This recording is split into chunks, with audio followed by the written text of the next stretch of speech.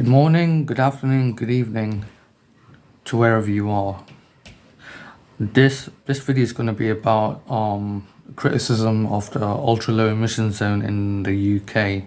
So I've written a bit out. So I'm going to keep it short and sweet. So make multiple videos on this topic and investigate and dive into the different factors regarding this this policy that's coming into effect in parts of the UK, mainly London. Okay, so I'm going to start. Background. What is the ultra low emission zone, abbreviated as ULEZ?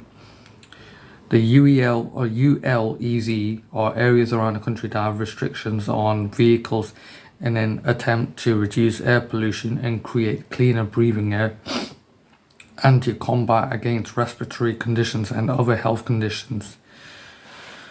If you have a vehicle that is not ULEZ compliant, the owner will be charged £12.50 a day to use their vehicle within the restricted zones.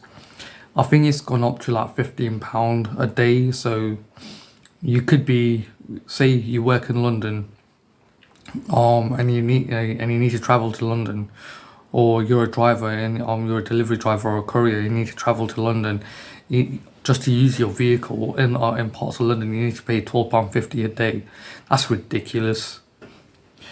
A range of criticisms arise from such restrictions on vehicles and transport, such as ethnic social class divide, the validity of exhaust emissions and air pollution related health conditions that can sufficiently warrant quite a serious restriction on the public's ability to travel to, from and around an area with an ULEZ.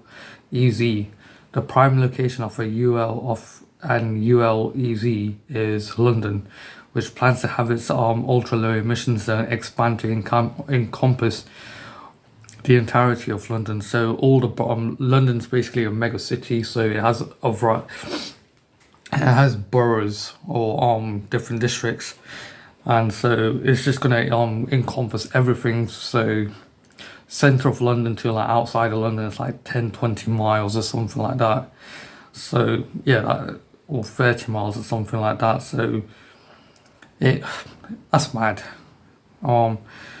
It's kind of the obvious criticism. So one blatant criticism is that a majority of the public will be unable to afford to pay an extra fee to use their vehicle in such trying economic times.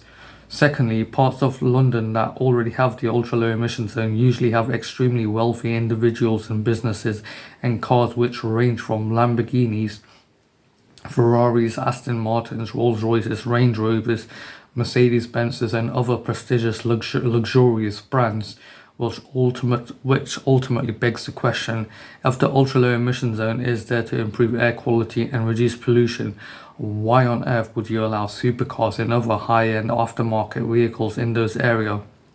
So clearly, this is, unless you can convince me otherwise, the ultra low emission zone within London is aimed at keeping out people of a lower social standing.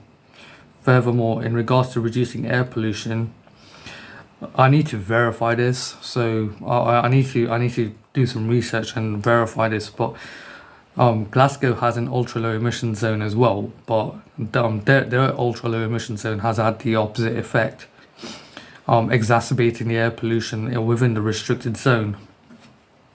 So that's just a taster. So this is part one, and I will be going further into this. Is there anything that I need to add to before I end the video?